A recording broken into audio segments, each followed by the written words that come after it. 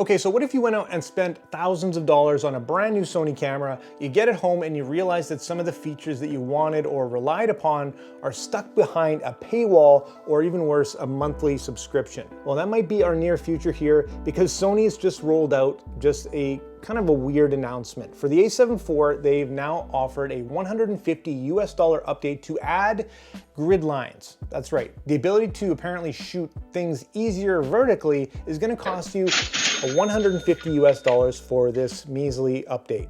Yes, it's true. Now, this is not uncommon here. We see it in a lot of things. We see like the Adobe Subscription. If you want to use their editing software, you can't just buy it outright anymore like you used to be able to. You have to pay monthly. And there's pros and cons to this system, like constant updates, newer technology, and it does go to, of course, fund the R&D for a better product. But it does cost us monthly, and we don't like to be nickel and dime, do we? No, we don't. Think about this for a second. There's two ways that I kind of think about this. One is they're just cheap and they want to maximize profits in every possible way. And by just leaving things out that we're probably going to want to use or make our lives easier, we're going to have to pay for. Well, that's one way of thinking about it, and it might be convenient to some people just wanting that feature, but there's another way to think about it as well. What if you could buy a camera, like a base model, great camera, but you weren't going to utilize every single option? Would you be willing to pay more for certain options right out of the box? Would you be okay with that? And that's to say if it was considerably cheaper, I think.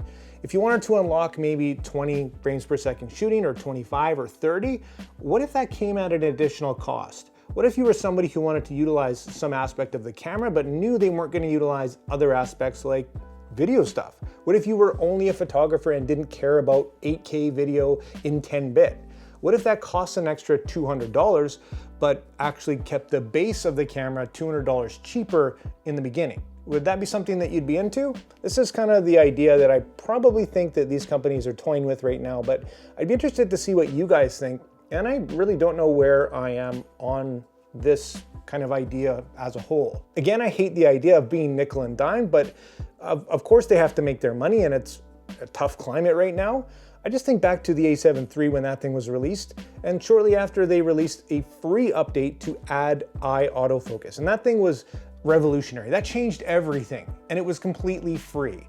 That was probably the best update in the history of anything that I've ever bought, to be honest, and it was free. But would you have paid for it? And do you think it's fair to charge people after the fact? On one hand, I think it's a slippery slope. If you notice, last year in 2022, BMW came out and announced that they would start charging a subscription for heated seats in their luxury cars. They wanted to nickel and dime you $18 a month to use the heated seats in your cars that were already there.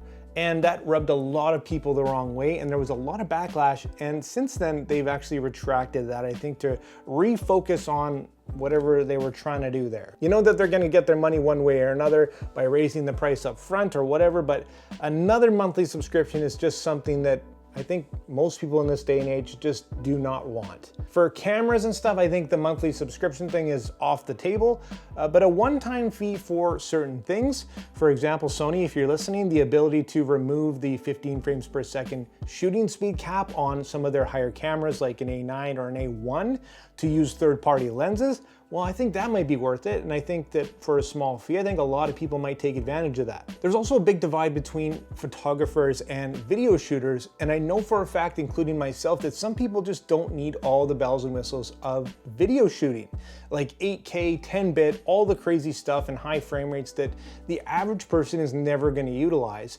But then again, a lot of video shooters aren't going to utilize crazy shooting speeds, pre-capture and all that kind of stuff. So yeah, we're kind of torn in the middle. And I think that's why they offer so many different lines, like the A9, like the A7 series, like the A7S series. You know, there's different tools for different jobs. But what if we were to amalgamate all of that stuff into a few camera lineups and then offer the ability to upgrade them through more money? What would that look like, and does that simplify things as a whole? Let me know what you think. For me, I probably could go either way if it's reasonable. I think that for business people, it does make sense because it's probably a write-off anyways, and it might be a great way to keep cameras more relevant. For example, a lot of people with the Sony A1, Yes, they did buy the camera with the current specs, but they want the updates to bring it more modern. And I think that's fair to a degree, but to expect the best and the newest technology years later for free, well, that is going to be a little bit tough because that's not really how reality works. So yes, there's gray areas here and there, but I just thought it was worth making a video on this to discuss where this future might go and give you my thoughts in as well. I want to see what you guys are thinking down in the comments. Yes, Sony and those guys do watch these videos. They do take this stuff into consideration. So it's important to have these conversations here in the public, in the community. So yeah, I think that's my general thoughts. I'm kind of open to it. I don't like the monthly subscription idea, but I do like the option to maybe add on some newer tech or unlock some of the capabilities that maybe weren't ready on launch, but maybe are a year or two later to keep your camera relevant. I think that'd be kind of cool. So yeah, let me know your thoughts again, guys. Thanks so much for watching the video. And like always, of course, make mistakes, be yourself, and get out there and take some more pictures. See you next time.